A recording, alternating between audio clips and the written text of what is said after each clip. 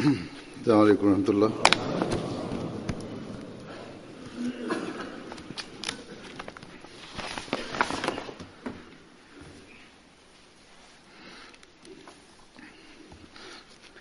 أشهد أن لا إله إلا الله وحده لا شريك له وأشهد أن محمدا عبده ورسوله أما بعد فأعوذ بالله من الشيطان الرجيم بسم الله الرحمن الرحيم الحمد لله رب العالمين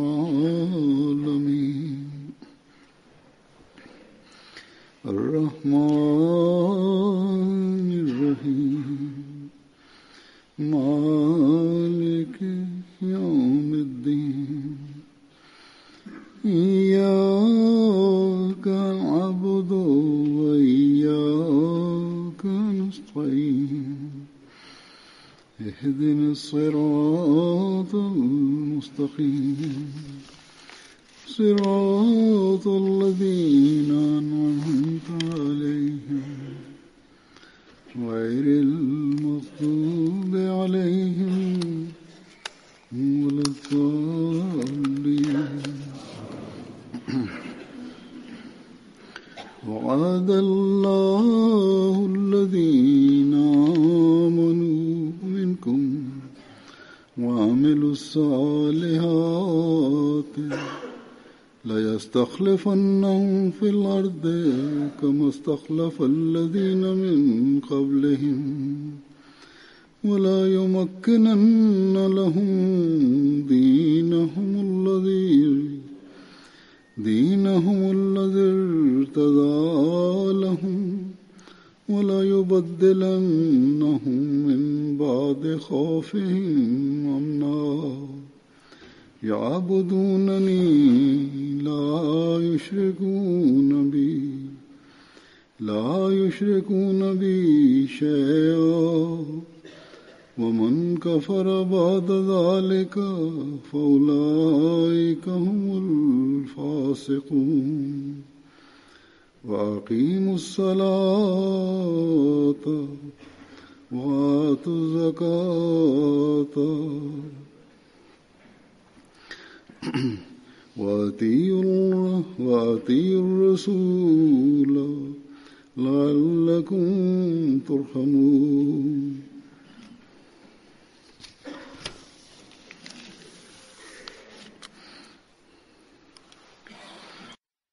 ഈ ആയത്തുകളുടെ തർജ്ജമ ഇപ്രകാരമാണ്: നിങ്ങളിൽ നിന്ന് വിശ്വസിക്കുകയും സൽക്കർമ്മങ്ങൾ അനുഷ്ഠിക്കുകയും ചെയ്യുന്നവരോട് അവർക്ക് മുമ്പുള്ളവരെ ഖലീഫമാരാക്കിയതുപോലെ തീർച്ചയായും അവരെയും ഭൂമിയിൽ ഖലീഫമാരാക്കുകയും അവർക്കായി അവൻ തൃപ്തിപ്പെട്ട മതത്തെ അവർക്ക് പ്രബലപ്പെടുത്തി കൊടുക്കുകയും അവരുടെ ഭയത്തിന് ശേഷം രക്ഷയും സമാധാനവും അവർക്ക് പകരം നൽകുകയും ചെയ്യുന്നതാണെന്ന് അള്ളാഹു വാഗ്ദാനം ചെയ്തിരിക്കുന്നു.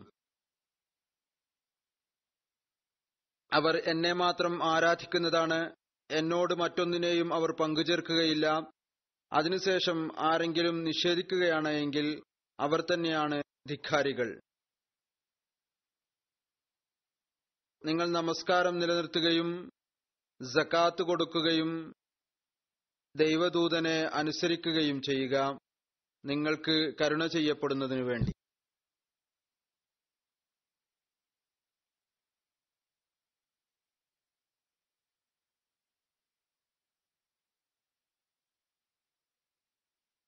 ഈ ആയത്തുകളിൽ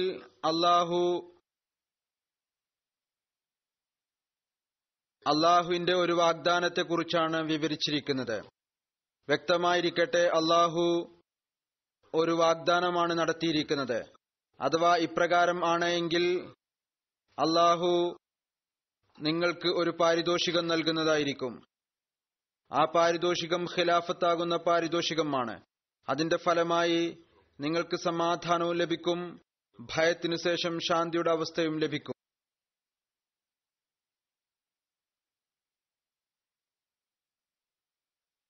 ഇതൊരു വാഗ്ദാനമാണ്, പ്രവചനമല്ല. നിശ്ചയമായും അള്ളാഹു നൽകും എന്നല്ല അള്ളാഹു പറഞ്ഞത്. എന്നാൽ നൽകും, തീർച്ചയായും നൽകും. ആരാണോ അതിന്റെ നിബന്ധനകൾ പൂർത്തിയാക്കുന്നവരായിട്ടുള്ളത് ഈ വാഗ്ദാനത്തോടൊപ്പം. ആ നിബന്ധനകൾ എന്തൊക്കെയാണ്? അള്ളാഹു പറയുന്നു, അവർ എന്നെ ആരാധിക്കുന്നവരായിരിക്കും, ഷിർക്കിൽ നിന്ന് പൂർണ്ണമായും വിട്ടുനിൽക്കുന്നവരായിരിക്കും.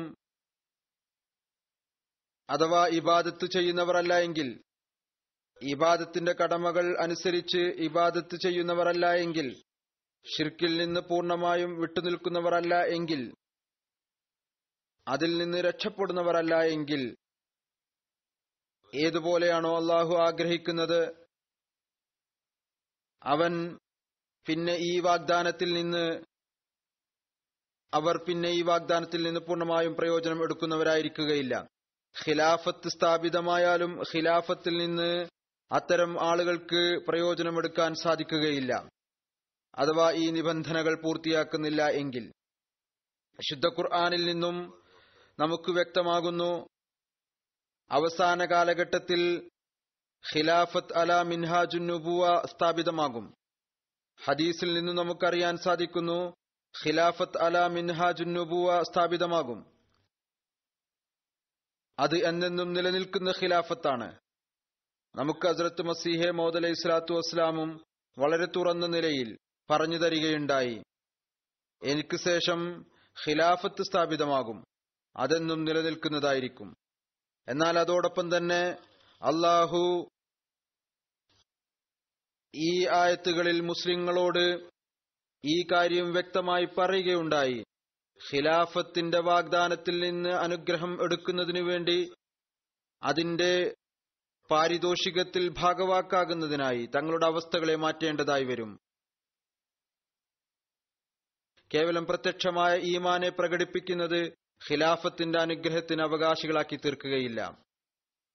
അള്ളാഹു മുസ്ലിങ്ങളെ ഇപ്രകാരം ഉപദേശിക്കുന്നു, ഇബാദത്തിന്റെ കടമകൾ നിറവേറ്റുന്നതിനായി ഷിർക്കിൽ നിന്ന് രക്ഷപ്പെടുന്നതിനു വേണ്ടി നമസ്കാരം നിലനിർത്തുക, സകാത്ത് നൽകുക, റസൂലിനെ അനുസരിക്കുക. അപ്പോഴാണ് നിങ്ങൾ അള്ളാഹുവിന്റെ കാരുണ്യം കരസ്ഥമാക്കുന്നവരായി തീരുക. റസൂലിനെ അനുസരിക്കുക എന്നതിൽ ഈ കാര്യം ഓർത്തിരിക്കേണ്ടതാണ്. അത് റസൂൽ തിരുമേനി സല്ലല്ലാഹു അലൈഹി വസല്ലം നമ്മോട് പറഞ്ഞതാണ്. ആരാണോ ഞാൻ നിശ്ചയിച്ച അമീറിനെ അനുസരിച്ചത് അയാൾ എന്നെ അനുസരിച്ചു. ആരാണോ ഞാൻ നിശ്ചയിച്ച അമീറിനെ ധിക്കരിച്ചത് അയാൾ എന്നെയാണ് ധിക്കരിച്ചത്.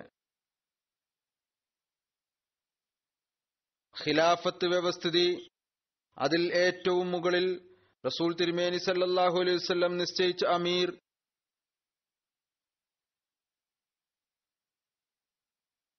അത് ഖലീഫയാണ്.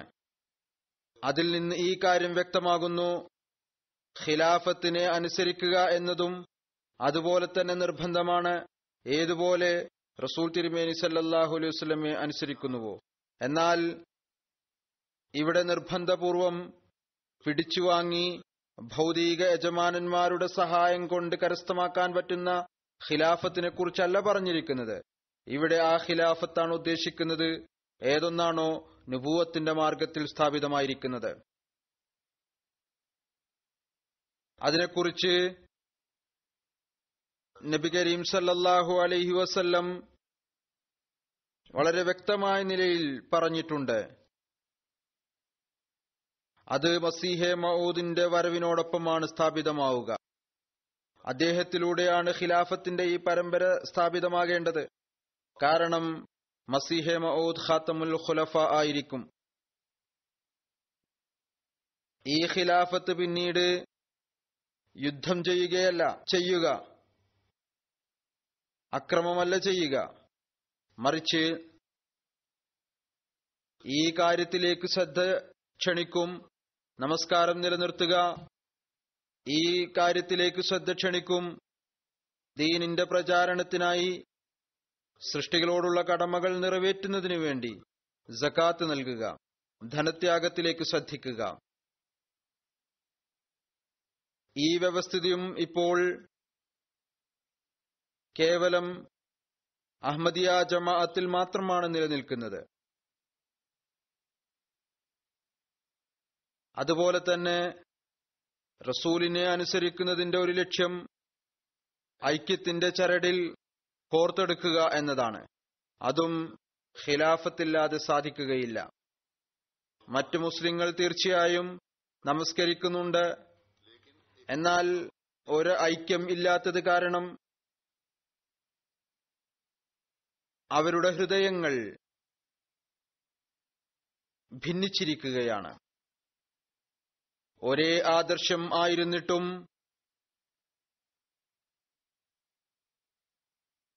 ശാഖാപരമായ കാര്യങ്ങളിൽ അകപ്പെട്ട് ഭിന്നിപ്പുണ്ടാക്കിയിരിക്കുകയാണ്. പണ്ഡിതന്മാർ തങ്ങളുടെ മിമ്പറിനു വേണ്ടി, തങ്ങളുടെ ലക്ഷ്യങ്ങൾക്ക് വേണ്ടി, ഇപ്പോൾ പാകിസ്ഥാനിൽ പണ്ഡിതന്മാർക്ക് രാഷ്ട്രീയ ലക്ഷ്യവുമുണ്ട്, പരസ്പരം കലഹിച്ചുകൊണ്ടിരിക്കുന്നു. ഇതേ അവസ്ഥ തന്നെയാണ് അവരെ പിന്തുടർന്നവർക്കും ഉള്ളത്. കുറച്ചു കാലമായി പാകിസ്ഥാനിൽ ഭരണകൂടത്തിനെതിരിൽ ധർണയും പ്രതിഷേധവും നടക്കുകയായിരുന്നു. അതിനുശേഷം പിന്നീട് പണ്ഡിതന്മാരുടെ 2 ഗ്രൂപ്പുകൾ തമ്മിൽ ഏറ്റുമുട്ടുകയുണ്ടായി. ഒരാൾ ലബ്ബൈക്ക് യാ റസൂലുള്ള എന്ന പേരിൽ തങ്ങളുടെ സ്വാർത്ഥ ലക്ഷ്യം കരസ്ഥമാക്കുന്നതിനും ലീഡറാകുന്നതിനും ശ്രമിക്കുകയായിരുന്നുവെങ്കിൽ മറ്റൊരാൾ ഖത്മെ നുബുവത്തിന്റെ പേരിൽ തന്റെ കച്ചവടം തിളക്കമുള്ളതാക്കാൻ ശ്രമിക്കുകയായിരുന്നു.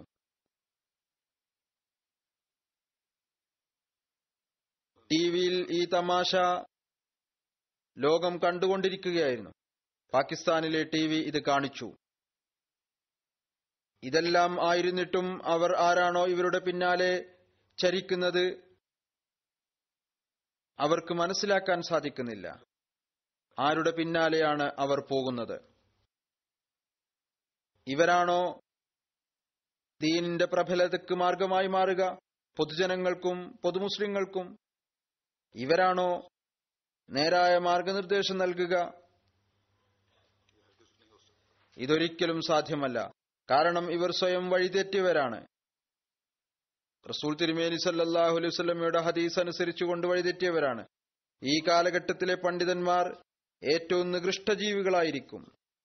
സക്കാത്ത് നൽകുന്നു, എന്നാൽ അതിന്റെ ഉപയോഗത്തെക്കുറിച്ചും ഒരറിവും ഇല്ല. ഭരണകൂടം ഏതായിരുന്നാലും ഈ വാദം ഉന്നയിക്കുന്നുണ്ട്, ദരിദ്രർക്ക് മേലാണ് ഞങ്ങൾ ഇത് ചെലവ് ചെയ്യുന്നത്. എന്നാൽ കോടിക്കണക്കിന് രൂപയുടെ അഴിമതി ഉണ്ടാകും സക്കാത്ത് ഫണ്ടിൽ. അതിനെക്കുറിച്ചുള്ള വാർത്തകൾ മീഡിയയിൽ വരുന്നു.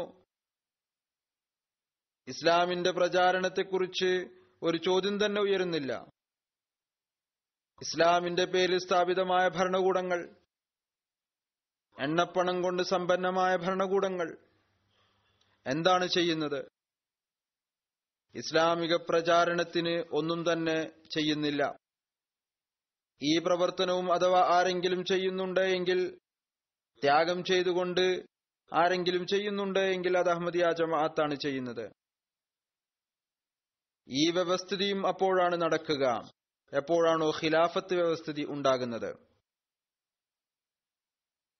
ചില പണ്ഡിതന്മാരും പക്വതയുള്ള വിഭാഗവും ഈ കാര്യങ്ങളുടെ പ്രകടനം നടത്തുന്നു. ഖിലാഫത്ത് വ്യവസ്ഥിതി ഉണ്ടായിരിക്കേണ്ടതാണ്. എന്നാൽ അള്ളാഹു സ്ഥാപിച്ച വ്യവസ്ഥിതിയിൽ വിശ്വസിക്കുക എന്ന് പറയുമ്പോൾ അംഗീകരിക്കാൻ തയ്യാറാവുകയില്ല, മറിച്ച് എതിർപ്പിൽ മുൻപന്തിയിലാണ്.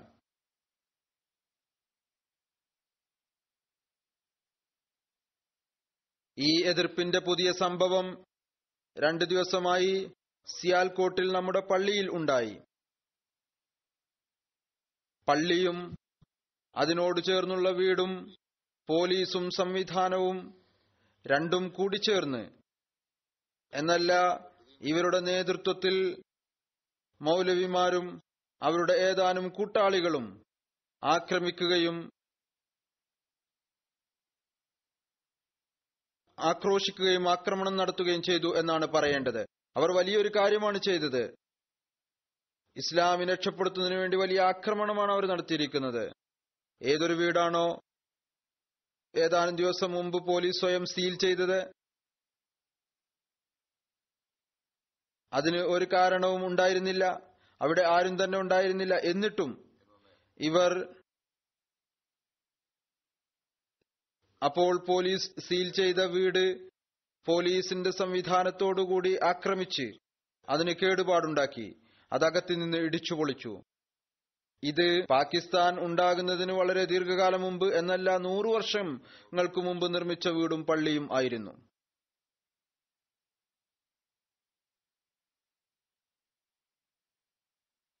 ഈ കാര്യം പോലും ഉണ്ടായിരുന്നില്ല. അഹമ്മദികൾ ഇന്ന് നിർമ്മിച്ചതാണ്, അതുകൊണ്ട് ഞങ്ങൾക്ക് അതിന്റെ മിനാരവും കുംഭവും തകർത്ത് കളയാം എന്ന് പറയാൻ. ഇതാണ് എതിർപ്പിൽ മുൻകടന്നു കഴിഞ്ഞ ഇവരുടെ അവസ്ഥ. വിളംബരം നടത്തി, ഇപ്പോഴും വിളംബരം നടത്തിക്കൊണ്ടിരിക്കുന്നു. ഞങ്ങൾ ഇനിയും മറ്റു മസ്ജിദുകളും തകർക്കും, നഷ്ടമുണ്ടാക്കുകയും ചെയ്യും. ഏതോ ഒരു സാഹിബ് ഹാഫിസും കാരിയുമാണ്, ഒരു രാഷ്ട്രീയ പാർട്ടിയിലെ വ്യക്തി, പറയാൻ ഹാഫിസാണ്. എന്നാൽ വിശുദ്ധ ഖുർആന്റെ അധ്യാപനങ്ങളുടെ ആത്മാവ് അയാളിൽ പൂർണ്ണമായും ശൂന്യമാണ്. അയാൾ ശൂന്യമാകേണ്ടത് തന്നെയായിരുന്നു. കാരണം അള്ളാഹു അയച്ച ഖാത്തമുൽ ഖുലഫാ ഈ കാലഘട്ടത്തിലെ നീതിമാനായ വിധികർത്താവിനോടുള്ള ശത്രുതയിൽ മുൻകടക്കുമ്പോൾ വിശുദ്ധ ഖുർആന്റെ അറിവും ശൂന്യമായി പോകും. പ്രത്യക്ഷ വാക്കുകൾ മനഃപ്പാടമാക്കിയിട്ടുണ്ടായിരിക്കാം. വിശുദ്ധ ഖുർആന്റെ അധ്യാപനങ്ങൾ മനസ്സിലാക്കാൻ ഇവരുടെ തലച്ചോറിന് പൂട്ടിട്ടിരിക്കുകയാണ്. ഇതും അള്ളാഹുവിന്റെ ഭാഗത്തു നിന്നുള്ള ഇവർക്കുള്ള ശിക്ഷയാണ്. ഇവർക്ക് മനസ്സിലാക്കാൻ തന്നെ സാധ്യമല്ല. എന്നാൽ ഫിത്നയെയും ഫസാദിനെയും കുറിച്ച് ചോദിക്കുകയാണ് എങ്കിൽ ഇതിൽ ഇവരുടെ ബുദ്ധി വളരെയധികം മൂർച്ചയുള്ളതാണ്, വളരെ വിശാലമായിട്ടുള്ളതാണ്. ഇവരെ കൊണ്ട് എത്ര വേണമെങ്കിലും ഫിത്നയും ഫസാദും ഉണ്ടാക്കാം. അതിനായി പുതിയ പുതിയ മാർഗങ്ങൾ ഉണ്ടാക്കും. നമുക്കേതായാലും ഈ കാര്യത്തിൽ ഇവരെ നേരിടാൻ സാധിക്കുകയില്ല. ഏതായിരുന്നാലും ഇതാണ് ഇവരുടെ അവസ്ഥ. തങ്ങളുടെ പള്ളികളിലും പരസ്പരം എതിർപ്പ് സംസാരിക്കുന്നു. ഫിത്നയുടെയും ഫസാദിന്റെയും പദ്ധതികൾ ആസൂത്രണം ചെയ്ത് തങ്ങളുടെ പള്ളികളുടെ പരിശുദ്ധിയും നശിപ്പിക്കുന്നു. നമ്മുടെ മസ്ജിദുകളിലും അതാകട്ടെ തികച്ചും അള്ളാഹുവിനെ ഇബാദത്ത് ചെയ്യുന്നതിനു വേണ്ടി മാത്രം നിർമ്മിച്ചതാണ്. അതിനും പൂട്ടിട്ട് അടപ്പിച്ച് പിന്നീട് നേരിട്ട് ആക്രമണം നടത്തി നഷ്ടമുണ്ടാക്കി അതിന്റെ വിശുദ്ധിയെയും നശിപ്പിക്കുന്നു. ഇത് ഇവർ സ്വാർത്ഥ താൽപര്യങ്ങൾക്ക് ദീനിനേക്കാൾ പ്രാധാന്യം നൽകിയതിന്റെ ഫലമാണ്. ഏതുവരെ ഇവർ റസൂൽ തിരുമേനി സല്ലല്ലാഹു അലൈഹി വസല്ലമയുടെ പ്രവചനമനുസരിച്ച് സ്ഥാപിതമായ ഖിലാഫത്തിനെ അനുസരിക്കുന്നില്ലയോ, അത്തരത്തിലുള്ള പ്രവൃത്തികൾ ഇവർ ചെയ്തുകൊണ്ടിരിക്കും. ഇവരിൽ നിന്ന് ഏതെങ്കിലും വിധത്തിലുള്ള നന്മയുടെ പ്രതീക്ഷ പോലും വെക്കാൻ സാധ്യമല്ല.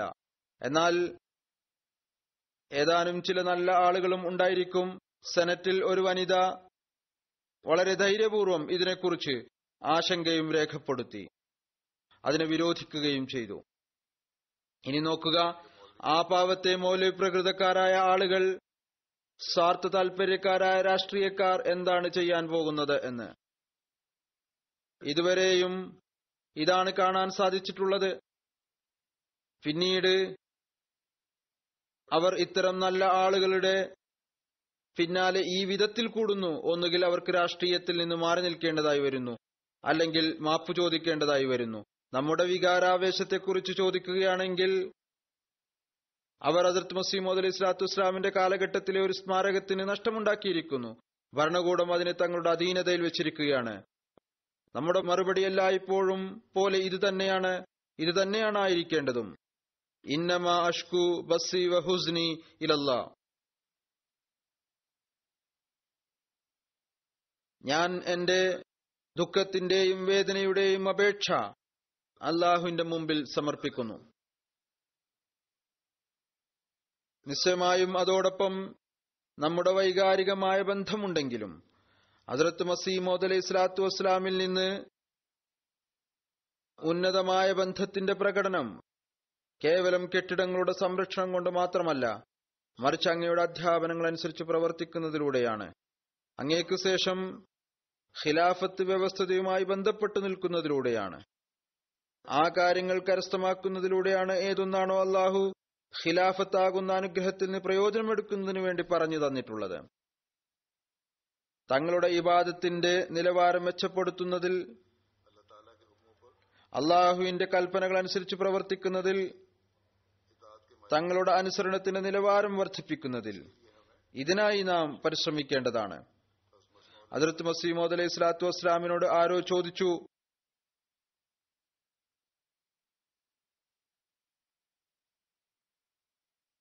ഖലീഫ വരുന്നതിന്റെ ഉദ്ദേശം എന്താണ്, ലക്ഷ്യം എന്താണ്?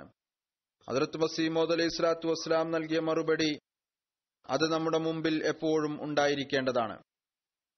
ഹദ്റത്ത് അഖ്ദസ് മസീഹ് മൗഊദ് അലൈഹി സ്വലാത്തു വസ്സലാം പറഞ്ഞു, ഇസ്ലാഹ്, ഇതാണ് ലക്ഷ്യം.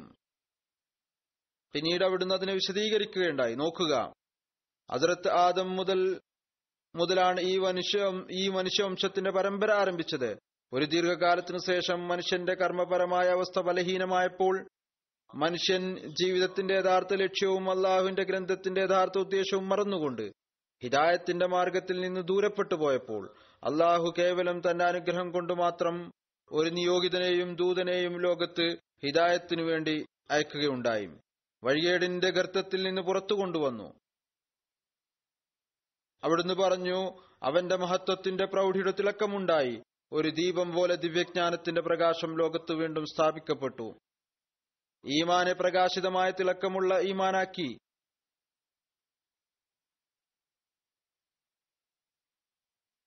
പറയുന്നു, ചുരുക്കത്തിൽ അള്ളാഹുവിന്റെ സുന്നത്തെല്ലായ്പ്പോഴും ഹദ്റത്ത് ആദം അലൈഹിസ്സലാം മുതൽ റസൂൽ തിരുമേനി സല്ലല്ലാഹു അലൈഹി വസല്ലം വരെ ഇതാണ് നടന്നു പോകുന്നത് നാം കാണുന്നത്. പറയുന്നു, അള്ളാഹുവിന്റെ സുന്നത്ത് എപ്പോഴും ഇപ്രകാരമാണ് നടക്കുന്നത്. ഒരു കാലഘട്ടം കടന്നു കഴിയുമ്പോൾ മുമ്പുള്ള നബിയുടെ അധ്യാപനം ആളുകൾ മറന്ന് നേരായ മാർഗവും ഈമാന്റെ സമ്പത്തും ദിവ്യജ്ഞാനത്തിന്റെ പ്രകാശവും നഷ്ടപ്പെടുത്തി കളയുമ്പോൾ, ലോകത്ത് അക്രമവും അധർമ്മവും തിന്മയും പാപവും നാലു ഭാഗത്തും ഭയാനകമായ അന്ധകാരം വ്യാപിക്കുകയും ചെയ്യുമ്പോൾ, അള്ളാഹുവിന്റെ സിഫത്തുകൾ ആവേശത്തിലാകുന്നു. ഒരു വലിയ മഹാനായ വ്യക്തിയിലൂടെ അള്ളാഹുവിന്റെ പേരും തൗഹീദും ഉന്നത സ്വഭാവ ഗുണങ്ങളും വീണ്ടും പുതിയ നിലയിൽ ലോകത്ത് അവന്റെ ദിവ്യജ്ഞാനം സ്ഥാപിച്ചുകൊണ്ട് അള്ളാഹുവിന്റെ അസ്തിത്വത്തെക്കുറിച്ചുള്ള വ്യക്തമായ തെളിവ് ആയിരക്കണക്കിന് അടയാളങ്ങൾ മുഖേന നൽകപ്പെടുന്നു. നഷ്ടപ്പെട്ടുപോയ തഖ്വയും വിശുദ്ധിയും ലോകത്ത് സ്ഥാപിതമാകുന്നു. മുസ്ലിങ്ങളിലും ഈമാൻ നഷ്ടപ്പെട്ടു ഇരിക്കുകയാണ്, തഖ്വ നഷ്ടപ്പെട്ടിരിക്കുകയാണ്, അമുസ്ലിങ്ങളിൽ നഷ്ടപ്പെട്ടിരിക്കുകയാണ്. അതുകൊണ്ട് ഈ കാലഘട്ടത്തിൽ അള്ളാഹു റസൂൽ തിരുമേനി സല്ലല്ലാഹു അലൈഹി വസല്ലമയുടെ പ്രവചനം അനുസരിച്ചുകൊണ്ട് ഖാത്തമുൽ ഖുലഫായെ നിയോഗിച്ചയച്ചു. അവിടുന്ന് അത് സ്ഥാപിച്ചു. അവിടുന്ന് പറയുന്നു, അത് മുഖേന മഹത്തായ വിപ്ലവം സംഭവിക്കുന്നു. ചുരുക്കത്തിൽ ഈ പൗരാണിക സുന്നത്തിനു വേണ്ടിയാണ്. ഇത് വളരെ ശ്രദ്ധയോടുകൂടി കേൾക്കേണ്ട കാര്യമാണ്. ഈ പൗരാണിക സുന്നത്തിന് അനുസരിച്ചാണ് നമ്മുടെ ഈ ജമാഅത്ത് സ്ഥാപിതമായിരിക്കുന്നത്. അഹ്മദിയ ജമാഅത്തിന്റെ സ്ഥാപനവും ഇതിനു വേണ്ടിയാണ്. അള്ളാഹുവിന്റെ അസ്തിത്വത്തെക്കുറിച്ച് വ്യക്തമായ തെളിവുകൾ സമർപ്പിക്കുക, തൗഹീദിനെ രണ്ടാമതും സ്ഥാപിക്കുക, ഉന്നത സ്വഭാവ ഗുണങ്ങൾ പുതിയ നിലയിൽ സ്ഥാപിതമാക്കുക. ഏതുപോലെ നാം കാണുന്നു, മുസ്ലിങ്ങളിൽ ഭൂരിഭാഗത്തിന്റെയും കർമ്മപരമായ അവസ്ഥ ബലഹീനമാണ്. ഖബർ പൂജ, ഷിർക്ക്, ബിദ്അത്തുകൾ എന്നിവയിൽ മുങ്ങിയിരിക്കുകയാണിവർ. തിന്മയും പാപവും പൊതുവായ നിലയാണ്. സ്വയം അവർ ഈ കാര്യം അംഗീകരിക്കുകയും ചെയ്യുന്നു. ഇതിനെക്കുറിച്ച് പത്രങ്ങളിൽ കോളം എഴുതുന്നു. എന്നാൽ ഞാൻ പറഞ്ഞതുപോലെ, ആരെയാണോ അല്ലാഹു റസൂൽ തിരുമേനി സല്ലല്ലാഹു അലൈഹി വസല്ലമയുടെ ദാസത്വത്തിൽ ഹിദായത്ത് നൽകാനും വഴികേടിന്റെ ഗർത്തത്തിൽ നിന്ന് പുറത്തു കൊണ്ടുവരാനും വേണ്ടി അയച്ചിരിക്കുന്നത്, അദ്ദേഹത്തെ അംഗീകരിക്കാൻ ഇവർ തയ്യാറാകുന്നില്ല.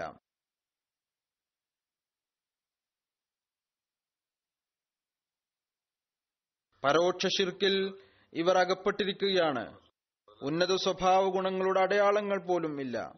എന്നാൽ ഹദ്റത്ത് മസീഹ് മൗഊദ് അലൈഹി സ്വലാത്തു വസ്സലാമിന്റെ അവസാന വാചകങ്ങൾ ഞാൻ മുമ്പും പറഞ്ഞതുപോലെ അത് നമ്മെ എപ്പോഴും ചിന്തിപ്പിക്കുന്നതായിരിക്കേണ്ടതാണ്. ഈ പൗരാണിക സുന്നത്ത് അനുസരിച്ചുകൊണ്ടാണ് നമ്മുടെ ഈ ജമാഅത്തും സ്ഥാപിതമായിരിക്കുന്നത്. ലോകത്ത് എല്ലായിടത്തും തിന്മയും പാപവും അക്രമവും വ്യാപിക്കുമ്പോൾ, സ്വഭാവ ഗുണങ്ങൾ അവസാനിക്കുമ്പോൾ, തൗഹീദിനെ ആളുകൾ മറന്നുപോകുമ്പോൾ, ശിർക്ക് വ്യാപിക്കാൻ തുടങ്ങുമ്പോൾ, അപ്പോൾ പിന്നെ അള്ളാഹു തന്റെ ഏതെങ്കിലും പ്രിയങ്കരനായ വ്യക്തിയെ നിയോഗിച്ചയക്കുന്നു. പിന്നീട് പുതുതായ നിലയിൽ ദീനിന്റെ പരിഷ്കരണം നടത്തുന്നു. അഥവാ നാം ഹദ്റത്ത് മസീഹ് മൗഊദ് അലൈഹി സ്വലാത്തു വസ്സലാമിനെ വിശ്വസിച്ചുകൊണ്ട് തങ്ങളുടെ ഉള്ളിൽ ഈ പരിവർത്തനം ഉണ്ടാക്കുന്നില്ല എങ്കിൽ വളരെയധികം വ്യാകുലപ്പെടേണ്ട കാര്യമാണ്. നാം എല്ലായ്പ്പോഴും ആത്മപരിശോധന നടത്തിക്കൊണ്ടിരിക്കേണ്ടതാണ്. അള്ളാഹു ഖിലാഫത്തുമായി ബന്ധപ്പെട്ടിട്ടുള്ള അനുഗ്രഹം കരസ്ഥമാക്കുന്നതിനായി ഏതെല്ലാം കാര്യങ്ങളും പ്രവർത്തനങ്ങളും ചെയ്യാനാണോ പറഞ്ഞിരിക്കുന്നത്, അതനുസരിച്ച് നാം നമ്മുടെ ജീവിതം വാർത്തെടുക്കുന്നതിനായി പരിശ്രമിക്കുന്നുണ്ടോ അതോ ഇല്ലേ? അതിനുള്ള നിലവാരം എന്താണ്? നാം അതാണ് നോക്കേണ്ടത്. നമ്മുടെ ഇബാദത്തുകൾ ഏതുവിധത്തിലാണ്? നമ്മുടെ നമസ്കാരം നിലനിർത്തൽ ഏതുവിധത്തിലാണ്? നമ്മുടെ എല്ലാ വാക്കും പ്രവൃത്തിയും ശിർക്കിൽ നിന്ന് ശുദ്ധമാണോ അതോ അല്ലേ? നമ്മുടെ ധനത്യാഗത്തിന്റെ നിലവാരം എന്താണ്? നമ്മുടെ അനുസരണത്തിന്റെ നിലവാരം ഏത് തരത്തിലാണ്? അള്ളാഹുവും അവന്റെ റസൂൽ സല്ലല്ലാഹു അലൈഹി വസല്ലമയും ഏതുപോലെയാണോ ആഗ്രഹിക്കുന്നത്, നാം ആ നിലവാരം കരസ്ഥമാക്കുന്നവരാണോ അതോ അല്ലേ? പിന്നീട് ഈ കാലഘട്ടത്തിൽ ഹദ്റത്ത് മസീഹ് മൗഊദ് അലൈഹിസ്സലാം ഏതൊരു നിലവാരത്തിലാണോ തന്റെ ജമാഅത്തിൽ വിശ്വസിക്കുന്നവരെ അവിടുന്ന് കാണാൻ ആഗ്രഹിക്കുന്നത്, നാം അതുവരെ എത്താനായി പരിശ്രമിക്കുന്നുണ്ടോ അതോ ഇല്ലേ?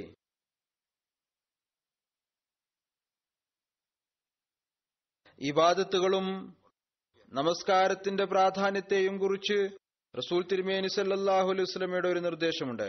ഹദീസിൽ വരുന്നു, ഹസ്രത്ത് അബൂ ഹുറൈറ റളിയല്ലാഹു തആല അൻഹു വിവരിക്കുന്നു, റസൂൽ കരീം സല്ലല്ലാഹു അലൈഹി വസല്ലം പറഞ്ഞു, ഖിയാമത്ത് നാളിൽ ഏറ്റവും ആദ്യം ഏതൊരു കാര്യത്തെക്കുറിച്ചാണോ മനുഷ്യരിൽ നിന്ന് കണക്കെടുക്കുന്നത്, അത് നമസ്കാരമാണ്. അഥവാ ഈ കണക്ക് ശരിയായി എങ്കിൽ അയാൾ വിജയിച്ചു, അയാൾ മോക്ഷം പ്രാപിച്ചു. അഥവാ ഈ കണക്ക് മോശമായി എങ്കിൽ അയാൾ പരാജയപ്പെട്ടു, നഷ്ടത്തിൽ അകപ്പെട്ടു.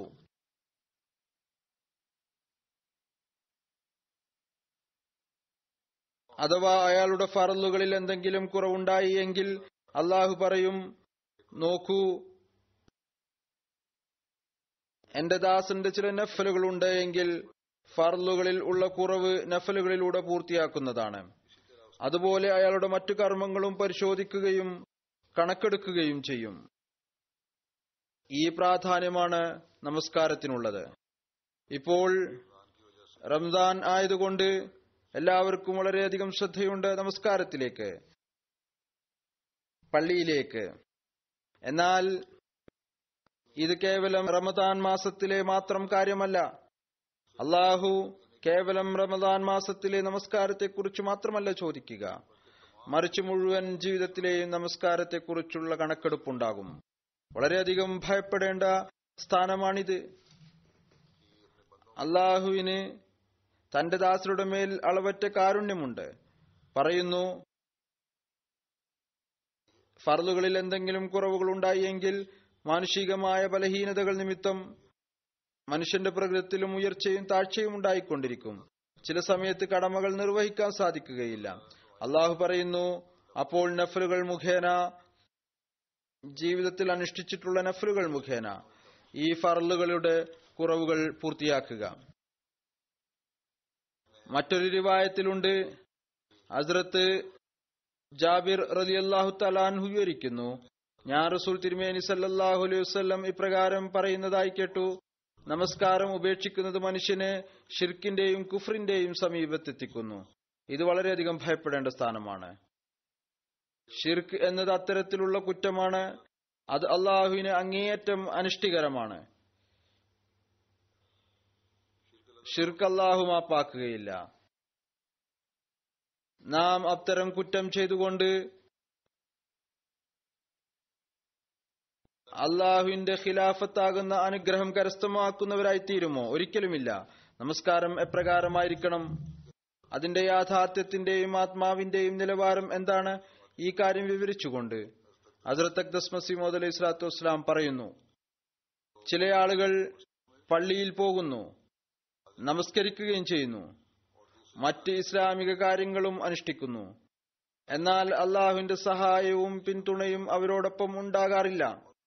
അവരുടെ സ്വഭാവത്തിലും ശീലങ്ങളിലും എന്തെങ്കിലും പ്രത്യേകമായ മാറ്റം കാണാനും സാധിക്കുകയില്ല. നമസ്കരിക്കുന്നവരുടെ സ്വഭാവത്തിലും ശീലത്തിലും വലിയ വ്യത്യാസം കാണേണ്ടതാണ്. അതിലൂടെ അറിയാൻ സാധിക്കുന്നു അവരുടെ ഇബാദത്തുകളും ആചാരപരമായ ഇബാദത്തുകളാണ്. യാഥാർത്ഥ്യം ഒന്നും തന്നെയില്ല. കാരണം ദൈവകൽപ്പനകൾ അനുഷ്ഠിക്കൽ ഒരു വിത്ത് പോലെയാണ്.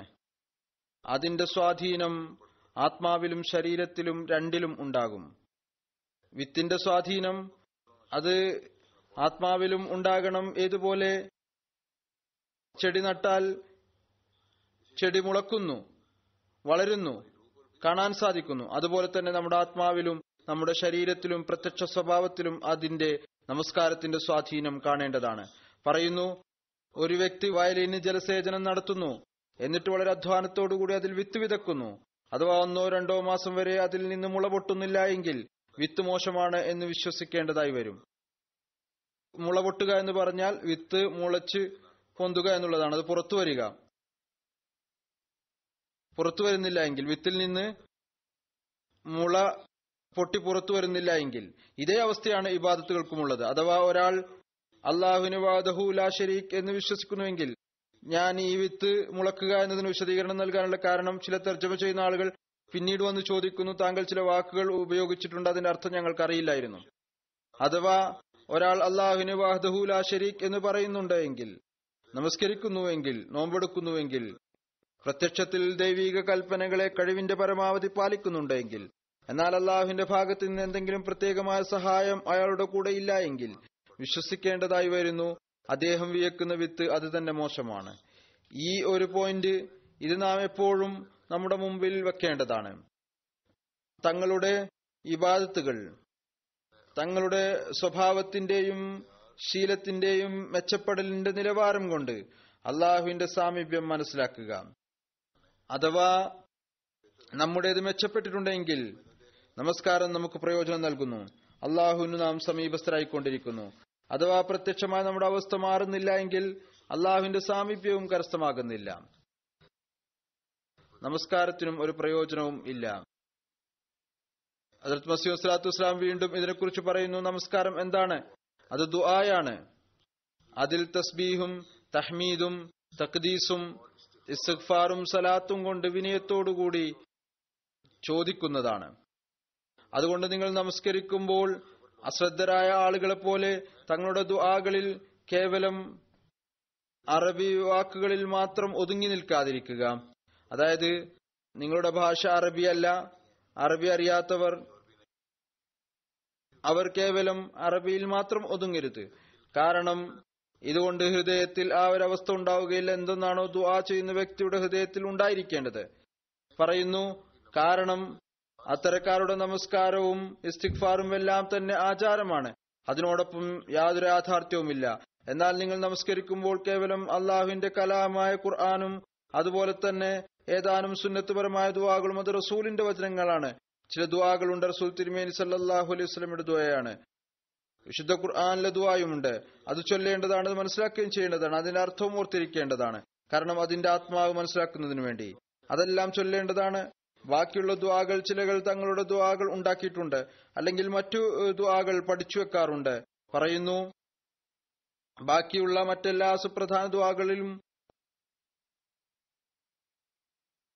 തങ്ങളുടെ തന്നെ ഭാഷയിൽ തന്നെയുള്ള വാക്കുകൾ പറയുക. കാരണം നിങ്ങളുടെ ഹൃദയത്തിൽ ഈ വിനയത്തിന്റെ സ്വല്പം സ്വാധീനം ഉണ്ടാകുന്നതിനും. വീണ്ടും അവിടുന്ന് പറയുന്നു, നമസ്കാരം അത്തരത്തിലുള്ള കാര്യമാണ്. അത് മുഖേന ആകാശം മനുഷ്യന് മേൽ കുനിയുന്നു, അള്ളാഹു മനുഷ്യന്റെ സമീപത്തേക്ക് വരുന്നു. നമസ്കാരത്തിനോടുള്ള കടമ നിറവേറ്റുന്ന വ്യക്തി ചിന്തിക്കുന്നു, ഞാൻ മരിച്ചുപോയി. അയാളുടെ ആത്മാവ് വിങ്ങി ഉരുകി അള്ളാഹുവിന്റെ സമക്ഷത്തിൽ വീണുപോകുന്നു. പറയുന്നു, ഏതൊരു വീട്ടിലാണോ ഈ വിധത്തിലുള്ള നമസ്കാരം ഉണ്ടാകുന്നത് ആ വീട് ഒരിക്കലും തന്നെ നശിക്കുകയില്ല. ഹദീസിൽ വന്നിരിക്കുന്നു, അഥവാ നൂഹിന്റെ കാലത്ത് നമസ്കാരമുണ്ടായിരുന്നുവെങ്കിൽ ആ സമൂഹം ഒരിക്കലും തന്നെ നശിക്കുമായിരുന്നില്ല. അവിടുന്ന് പറയുന്നു, ഹജ്ജും മനുഷ്യന് നിബന്ധനയോടുകൂടിയാണുള്ളത്. ഹജ്ജിനായി ചില നിബന്ധനകളുണ്ട്, എല്ലാവർക്കും ഫറലല്ല.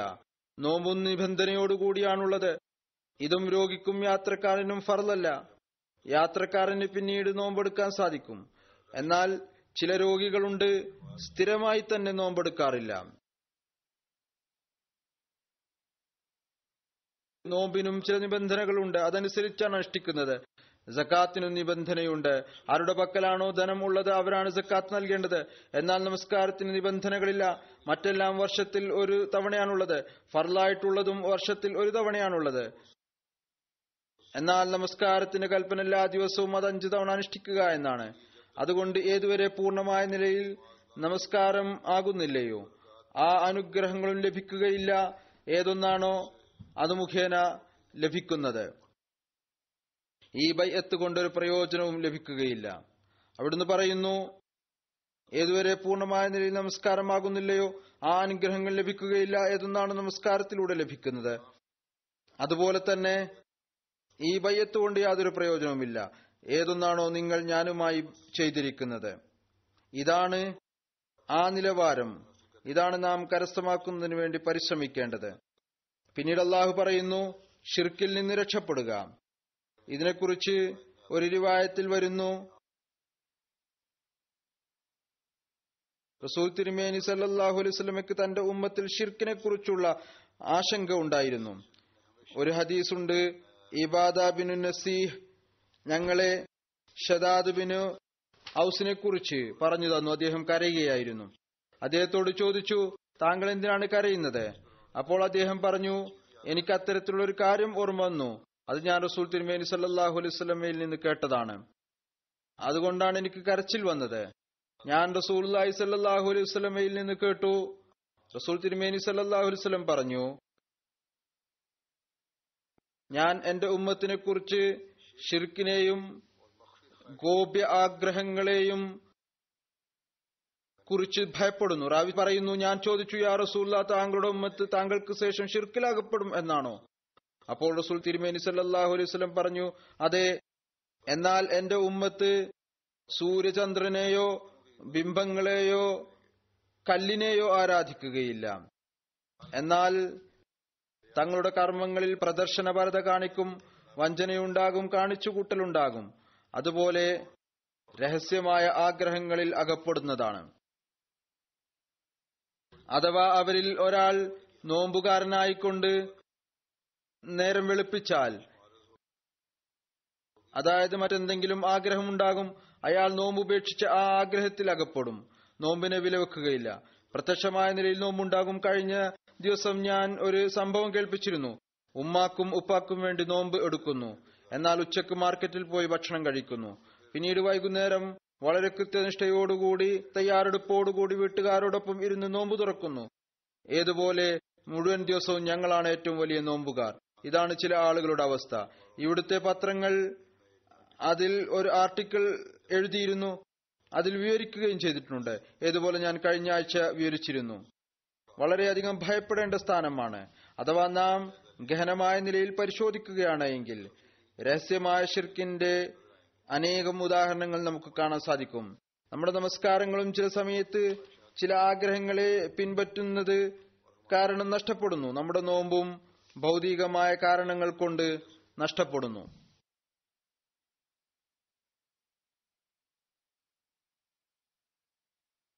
എന്നെ ആരോഗ്യമുള്ള ഒരു യുവാവ് കാണുകയുണ്ടായി. പറഞ്ഞു, ഞാൻ പിസയുടെ കച്ചവടമാണ് നടത്തുന്നത്. അതുകൊണ്ട് എനിക്ക് പിസ രുചിക്കേണ്ടതായി വരുന്നു അത് ഉണ്ടാക്കുമ്പോൾ. അതുകൊണ്ട് ഞാൻ നോമ്പ് എടുക്കാറില്ല, അല്ലെങ്കിൽ ഏതാനും ചില നോമ്പുകൾ ഞാൻ ഉപേക്ഷിക്കുന്നു. ഇതിനെക്കുറിച്ച് കേവലം ഇന്നാലില്ല എന്ന് ചൊല്ലുകയല്ലാതെ മറ്റെന്ത് പറയാനാണ്? നമ്മൾ അഹമ്മദികളായിക്കൊണ്ട് അത്തരത്തിലുള്ള കാര്യങ്ങൾ ചെയ്യുക. അയാളുടെ ഈ വാക്കുകൾ കേട്ട് അയാൾക്ക് എന്തെങ്കിലും തോന്നിയോ ഇല്ലേ എന്ന് എനിക്കറിയില്ല. എന്നാൽ അത്തരക്കാരായ ചിലരുടെ വാക്കുകൾ കേട്ടുകൊണ്ട് എന്തായാലും എനിക്ക് ലജ്ജ തോന്നാറുണ്ട്. അള്ളാഹുവിന്റെ അനുഗ്രഹം കരസ്ഥമാക്കും എന്ന് വാദം ഉണ്ട്. എന്നാൽ അവന്റെ കൽപ്പനകളിൽ നിന്നുള്ള ദൂരപ്പെടൽ ആണ് എങ്കിൽ ആ വാദം തികച്ചും കളവാണ്. ഹദ്റത്ത് അഖ്ദസ് മസീഹ് മൗഊദ് അലൈഹി സ്വലാത്തു വസ്സലാം പറയുന്നു, അല്ലാഹു വിശുദ്ധ ഖുർആനിൽ പറയുന്നു, വമാ യക്ഫുറു മാ ദൂന ദാലിക്, അതായത് എല്ലാ പാപങ്ങളും പൊറുക്കപ്പെടുന്നതാണ്. ആയത്തിന്റെ ചുരുക്കമാണ് അവിടുന്ന് പറയുകയാണ്, എന്നാൽ ഷിർക്കിനെ അല്ലാഹു പൊറുക്കുകയില്ല. അതുകൊണ്ട് ഷിർക്കിന് സമീപം പോകരുത്. അതിനെ വിലക്കപ്പെട്ട വൃക്ഷമായി മനസ്സിലാക്കിക്കൊള്ളുക.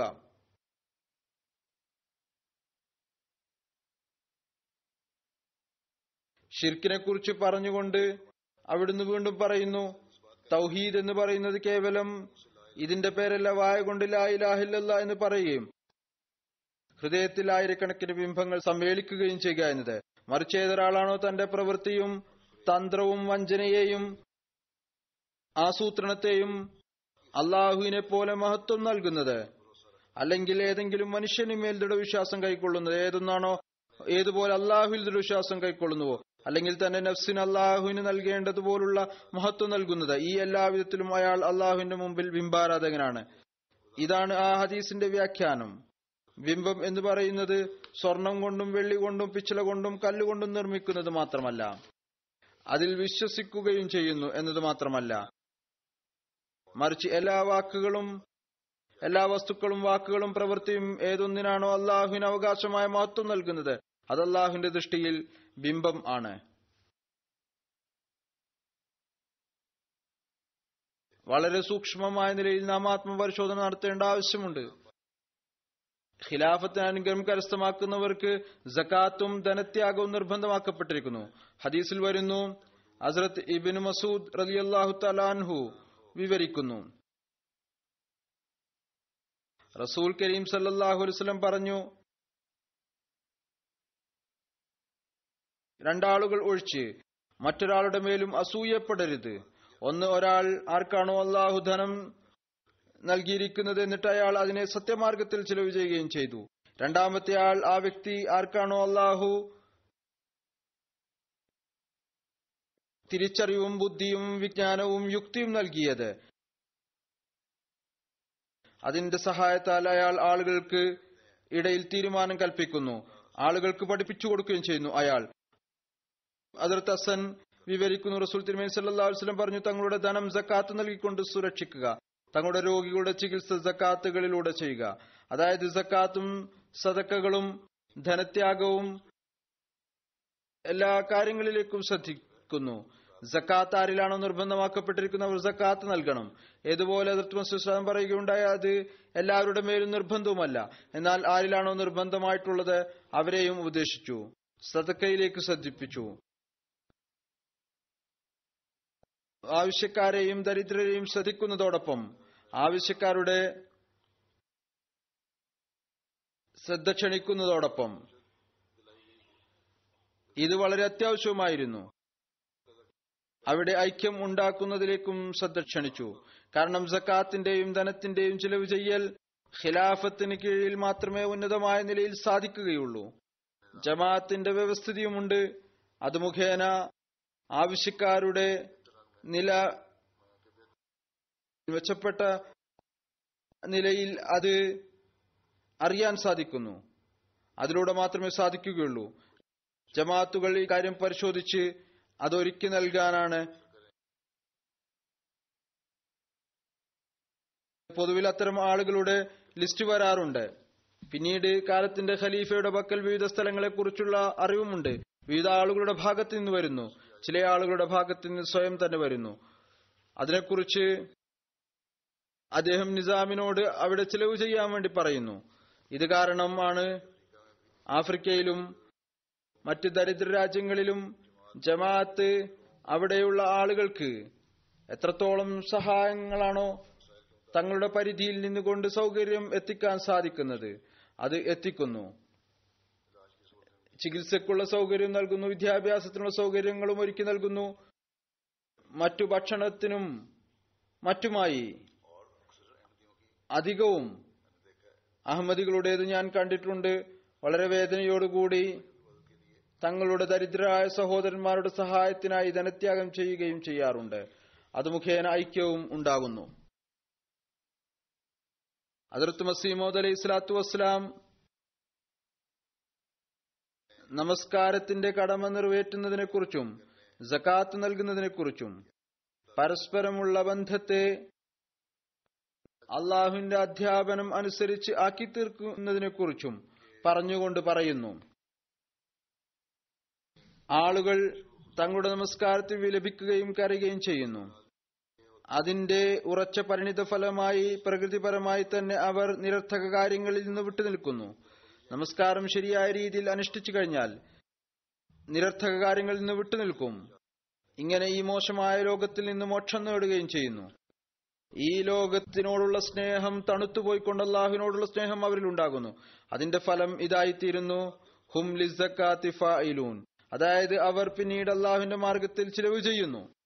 നിരർത്ഥകമായ കാര്യങ്ങളിൽ നിന്ന് വിട്ടുനിൽക്കുമ്പോൾ നിരർത്ഥകമായ കാര്യത്തിനു വേണ്ടി ചിലവ് ചെയ്യുന്നില്ല എങ്കിൽ ഇബാദത്തിലേക്ക് ശ്രദ്ധയുണ്ടാകും. എങ്കിൽ പിന്നീട് അഥവാ ധനികനാണ് എങ്കിൽ അള്ളാഹുവിന്റെ മാർഗത്തിലേക്ക് ചിലവ് ചെയ്യുന്നതിലേക്ക് അവർക്ക് ശ്രദ്ധയുണ്ടാകുന്നു. പറയുന്നു, ഇത് അനില്ലഹുമുരിദൂൻ എന്നതിന്റെ ഫലമാണ്.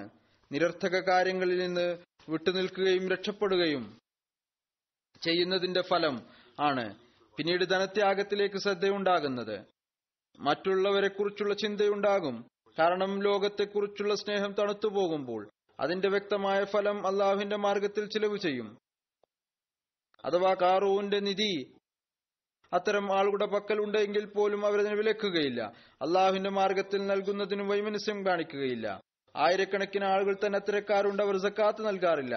ഏതുവരെ എന്നാൽ അവരുടെ സമൂഹത്തിലെ ഒരുപാട് ദരിദ്രരും അവസരം നശിച്ചു പോകുന്നു.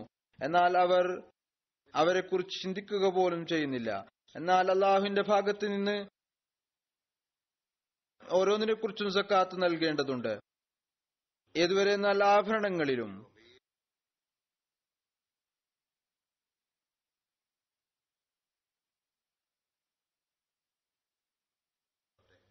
എന്നാൽ രത്നങ്ങൾക്കും മറ്റുമില്ല.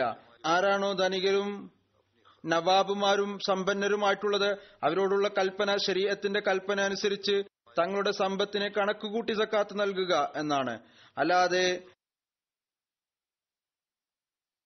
റൊക്കം നൽകുക എന്നല്ല.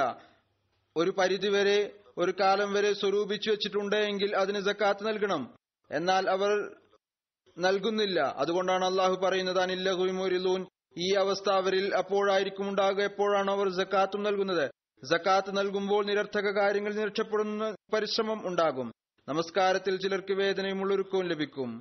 അഥവാ ശരിയായ നമസ്കാരമാണ് എങ്കിൽ നിരർത്ഥക കാര്യങ്ങളിൽ നിന്ന് രക്ഷപ്പെടും. നിരർത്ഥക കാര്യങ്ങളിൽ നിന്ന് രക്ഷപ്പെടുമ്പോൾ ധനത്യാഗത്തിലേക്ക് ശ്രദ്ധയുണ്ടാകും. ധനത്യാഗം ചെയ്യുന്നവർ അവിടുന്ന് പറയുന്നു അവരായിരിക്കും ആരാണോ നിരർത്ഥക കാര്യങ്ങളിൽ നിന്ന് രക്ഷപ്പെടുന്നത്. എല്ലാ കാര്യങ്ങളും പരസ്പരം ബന്ധമുണ്ട്. അഥവാ സക്കാത്ത് നൽകുകയാണെങ്കിൽ നിരർത്ഥക കാര്യങ്ങളിൽ നിന്ന് രക്ഷപ്പെടുന്നതിന്റെ ഒരു ഫലമാണ്. നമസ്കാരത്തിൽ ശ്രദ്ധ ഉണ്ടാകുന്നു. നിരർത്ഥക കാര്യങ്ങളിൽ നിന്ന് രക്ഷപ്പെടുന്നു. നിരർത്ഥക കാര്യങ്ങളിൽ നിന്ന് രക്ഷപ്പെടുന്നത് പിന്നീട് അള്ളാഹുവിന്റെ കൽപ്പനകൾ അനുസരിക്കുന്നതിലേക്ക് കൊണ്ടെത്തിക്കുന്നു. പിന്നീട് ഈ കാര്യത്തിലേക്ക് ശ്രദ്ധയുണ്ടാകുന്നു. തന്റെ ധനം അനുവദനീയമല്ലാത്ത കാര്യത്തിന് വേണ്ടി ചിലവ് ചെയ്യുന്നതിന് പകരം അള്ളാഹുവിന്റെ മാർഗത്തിൽ ചിലവ് ചെയ്യാം. അതിൽ നിന്ന് ഈ ഒരു ഫലം പുറത്തു കൊണ്ടുവരുന്നു. അള്ളാഹുവിന്റെ മാർഗത്തിൽ ധനം ചിലവ് ചെയ്യുക എന്നത് മനുഷ്യനെ ഒരുപാട് നിരർത്ഥക കാര്യങ്ങളിൽ നിന്നും രക്ഷപ്പെടുത്തുന്നു. പിന്നീട് അള്ളാഹു ഖിലാഫത്തിന് അനുഗ്രഹം കരസ്ഥമാക്കുന്നതിന് ഈ ഒരു ഉപദേശം നൽകി. അവർ അനുസരണത്തിന്റെ നിലവാരം ഉയർത്തുക. ഒരു ഹദീസിൽ വന്നിരിക്കുന്ന ഹദ്റത്ത് ഇബാദ റളിയല്ലാഹു തആല അൻഹുവിൽ നിന്ന് നിവേദനം, ഞങ്ങൾ റസൂലുള്ളാഹി സ്വല്ലല്ലാഹു അലൈഹി വസല്ലമയെ ഈ പോയിന്റിലാണ് ബൈഅത്ത് ചെയ്തത്. കേൾക്കുകയും അനുസരിക്കുകയും ചെയ്യും. ഞങ്ങൾക്ക് ഇഷ്ടപ്പെട്ടാലും ഇഷ്ടപ്പെട്ടില്ലെങ്കിലും ഞങ്ങൾ എവിടെയായിരുന്നാലും ഒരു കാര്യത്തിന്റെയും അവകാശികളുമായി കലഹിക്കുകയില്ല. സത്യത്തിൽ ഉറച്ചു നിൽക്കും. അല്ലെങ്കിൽ സത്യമായ കാര്യം മാത്രമേ പറയുകയുള്ളൂ. അള്ളാഹുവിന്റെ കാര്യത്തിൽ പഴി പറയുന്ന ഒരാളുടെ പഴിയെയും ഭയപ്പെടുകയില്ല. ഇത് കേവലം തനിക്ക് വേണ്ടി മാത്രമല്ല അവിടുന്ന് പറഞ്ഞിട്ടുള്ളത്. പിന്നീടുള്ള ഖിലാഫത്ത് വ്യവസ്ഥയെക്കുറിച്ചും ഇതേ നിർദ്ദേശം തന്നെയാണുള്ളത്. ഹദീസിൽ വരുന്നു,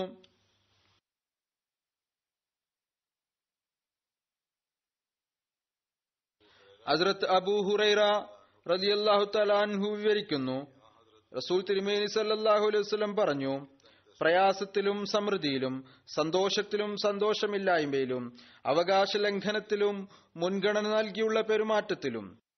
അവകാശ ലംഘനം ഉണ്ടായാലും മുൻഗണന നൽകിയുള്ള പെരുമാറ്റം ഉണ്ടെങ്കിലും വിവേചനം കാണിക്കപ്പെടുകയാണെങ്കിലും, ചുരുക്കത്തിൽ എല്ലാ അവസ്ഥയിലും നിനക്ക് വേണ്ടി കാലത്തിന്റെ ഭരണാധികാരിയെ കേൾക്കുകയും അനുസരിക്കുകയും ചെയ്യുക എന്നത് നിർബന്ധ കടമയാണ്.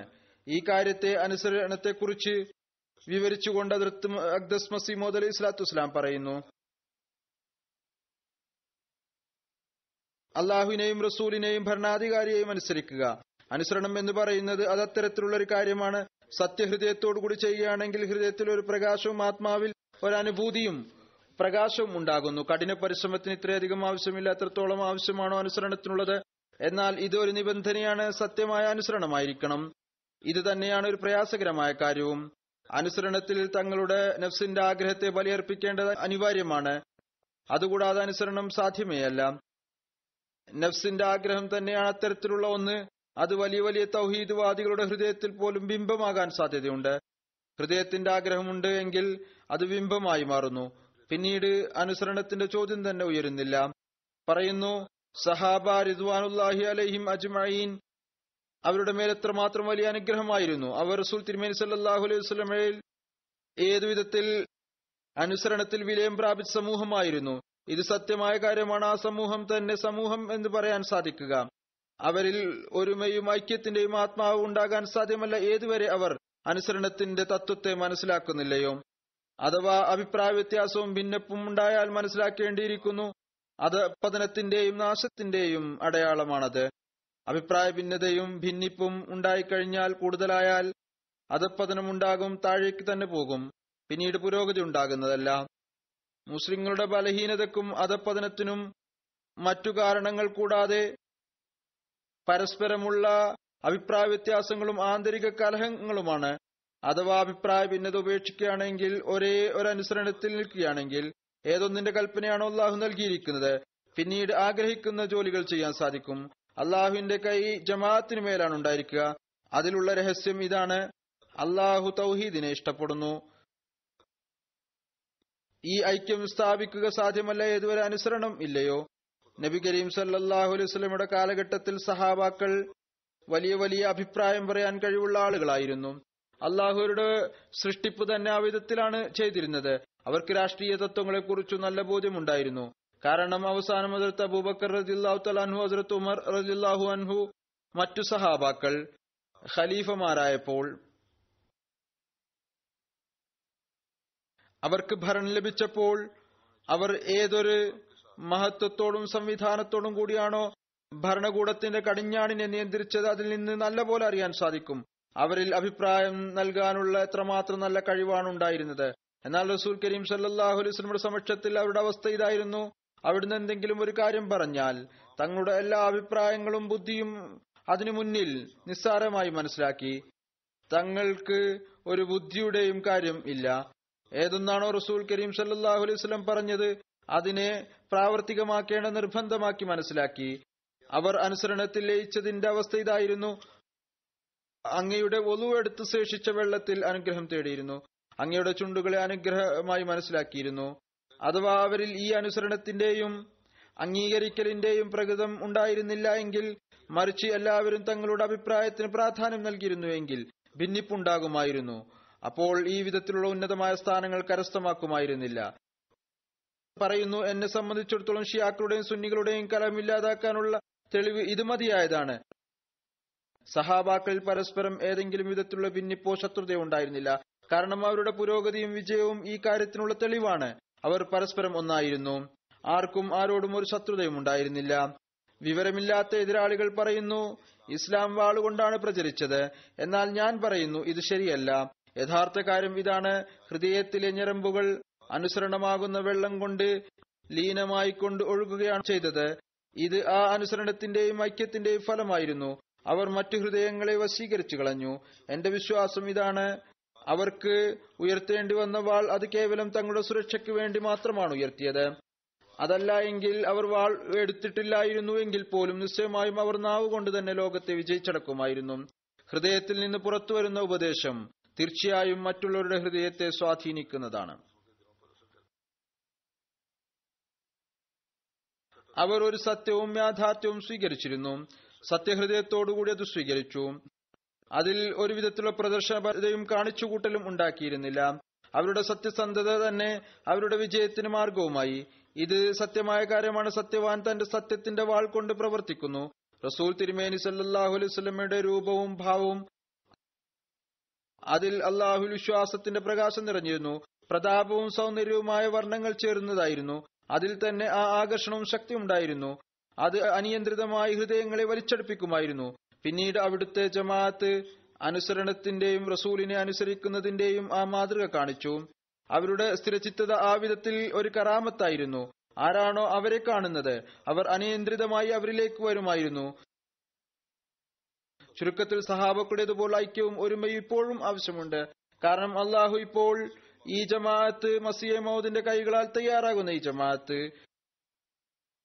ആ ജമാഅത്തുമായി കൂട്ടിച്ചേർത്ത് പറഞ്ഞിരിക്കുന്നു. ഏതൊന്നാണോ റസൂൽ തിരുമേനി സല്ലല്ലാഹു അലൈഹി വസല്ലം തയ്യാറാക്കിയത്.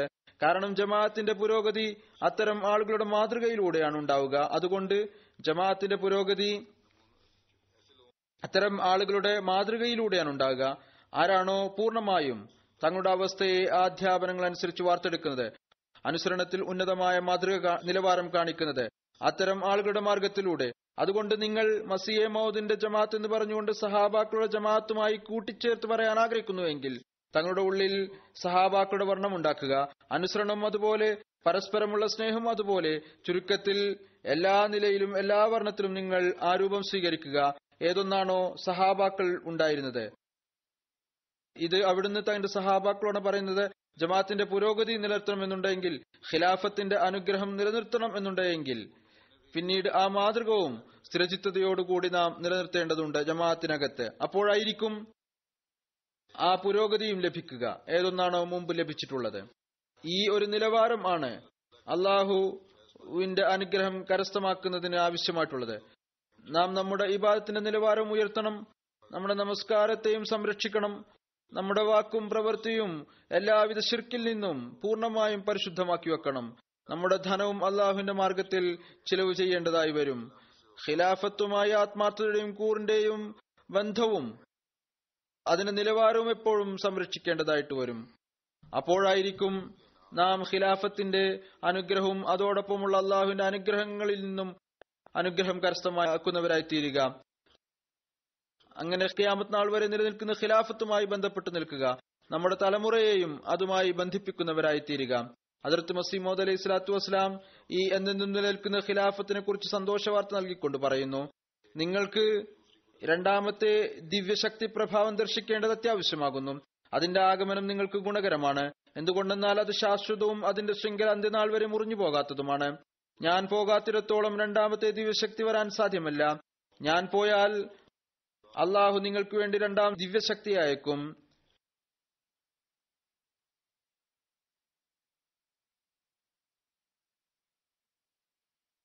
ബറാഹീനെ അഹമ്മദിയയിലെ അള്ളാഹുവിന്റെ വാഗ്ദാനം അനുസരിച്ച് അത് എപ്പോഴും നിങ്ങളോടൊപ്പം ഉണ്ടായിരിക്കും. ആ വാഗ്ദാനം എന്നെക്കുറിച്ചുള്ളത് അല്ല, മറിച്ച് അത് നിങ്ങളെക്കുറിച്ചുള്ളതാകുന്നു. അള്ളാഹു പറയുന്നു, നിന്നെ പിൻപറ്റുന്ന ഈ ജമാഅത്തിന് അന്യരുടെ മേൽ അന്ത്യദിനം വരെ ഞാൻ വിജയം നൽകുന്നതാണ്. അതിനാൽ എന്റെ വേർപാടിന്റെ ദിനം നിങ്ങളിൽ പ്രകടമാകേണ്ടതും അനന്തരം ശാശ്വത വാഗ്ദാനത്തിന്റെ ദിനം വെളിപ്പെടേണ്ടതും നിർബന്ധമാകുന്നു. നമ്മുടെ ദൈവം സത്യവാനും വിശ്വസ്തനും വാഗ്ദാനം പാലിക്കുന്നവനുമാണ്. അവൻ വാഗ്ദാനം ചെയ്തതെല്ലാം നിങ്ങൾക്ക് കാണിച്ചു തരുന്നതാണ്. ഈ ദിവസം ലോകാവസാനത്തിന്റെ ദിനമായിരുന്നാലും വലിയ ആപത്തുകൾ ഇറങ്ങേണ്ട സമയമായാലും അവൻ വിവരമറിയിച്ച കാര്യങ്ങളെല്ലാം പൂർത്തിയാക്കുന്നതുവരെ ഈ ലോകം നിലനിൽക്കുക തന്നെ ചെയ്യും. ഞാൻ അള്ളാഹുവിന്റെ ഭാഗത്തു നിന്ന് ഒരു ദിവ്യശക്തിയുടെ രൂപത്തിലാണ് വന്നിട്ടുള്ളത്. ഞാനൊരു ദൈവീക സമ്പൂർണ്ണ ശക്തിപ്രഭാവമാകുന്നു. എനിക്ക് ശേഷം ചില വ്യക്തികൾ ഉണ്ടാകും. അവർ രണ്ടാം ദിവ്യശക്തിയുടെ പ്രതീകങ്ങളായിരിക്കും. അതുകൊണ്ട് അള്ളാഹു നമുക്ക് ആ അനുഗ്രഹം നൽകുകയുണ്ടായി. കഴിഞ്ഞ 110 വർഷമായി നാം അള്ളാഹുവിന്റെ ഈ അനുഗ്രഹത്തിന്റെ ദൃശ്യം ഹദ്റത്ത് മസീഹ് മൗഊദ് അലൈഹി സ്വലാത്തു വസ്സലാമിനോട് ചെയ്ത വാഗ്ദാനം കണ്ടുകൊണ്ടിരിക്കുന്നു. അള്ളാഹു എല്ലാവർക്കും ഹദ്റത്ത് മസീഹ് മൗഊദ് അലൈഹി സ്വലാത്തു വസ്സലാമിന്റെ ബൈഅത്തിൽ വന്ന എല്ലാവർക്കും ഈ കാര്യത്തിനുള്ള തൗഫീക്ക് നൽകുമാറാകട്ടെ. അള്ളാഹുവിന്റെ മാർഗനിർദ്ദേശം മുന്നിൽ വെച്ചുകൊണ്ട് ഖിലാഫത്തിന്റെ അനുഗ്രഹത്തിൽ നിന്ന് എപ്പോഴും അനുഗ്രഹം കരസ്ഥമാക്കുന്നവരായി തീരട്ടെ. കഴിഞ്ഞ ആഴ്ചയിൽ ഞാൻ ദുആക്ക് വേണ്ടി പറഞ്ഞിരുന്നു, പ്രത്യേകിച്ച് പാകിസ്ഥാനിൽ. വീണ്ടും പറയുന്നു, പാകിസ്ഥാനികൾ പ്രത്യേകിച്ച് ദുആയിലേക്ക് ശ്രദ്ധിക്കുക. തങ്ങളുടെ നമസ്കാരങ്ങൾ, തങ്ങളുടെ നഫലുകൾ, ദൈവസ്മരണ മുമ്പത്തേക്കാൾ കൂടുതൽ വർദ്ധിപ്പിക്കേണ്ടതുണ്ട്. അള്ളാഹു എല്ലാവർക്കും അതിനുള്ള തൗഫീക്ക് നൽകുമാറാകട്ടെ.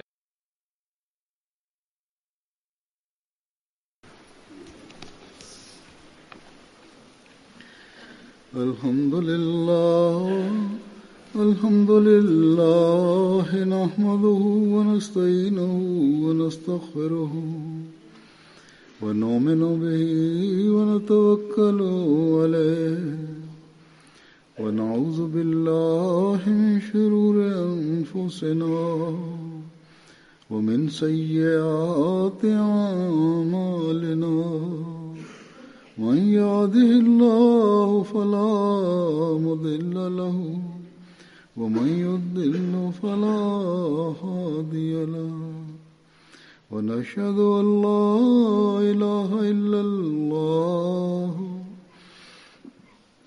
ونشهد أن محمدا عبده ورسوله عباد الله رحمكم الله إن الله يأمر بالعدل والإحسان وإيتاء ذي القربى وينهى عن الفحشاء والمنكر والبغي يعظكم لعلكم تذكرون اذكروا الله يذكركم وادعوه يستجب لكم ولذكر الله أكبر.